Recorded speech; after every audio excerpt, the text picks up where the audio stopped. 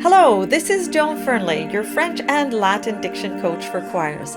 In this video, I will read the Elevation, that is the Pie Jesu. This is the 7th Latin tutorial of my 11-part series covering all the Latin texts of the Classic Choral Latin Requiem. You'll find the link to the full playlist in the description box below. Also included in the playlist is my introduction to this series. It's the guide I wish I had when I set out on this project. It covers just enough history and background to make sense of any Classic Choral Latin Requiem, and it will help you match the right video to the movement you're working on, no matter which composer. As always, if you like what I do, please like, share, subscribe, and comment below. The Pie Jesu is very short and very similar to the Agnus Dei.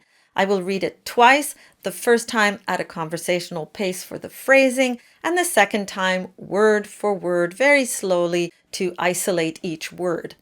Pie Jesu Domine, dona eis requiem sempiternam. Pie Jesu Domine, dona eis requiem sempiternam. And there you have it, the Elevation or Pie Jesu. Thank you for watching, and I will see you in the next video.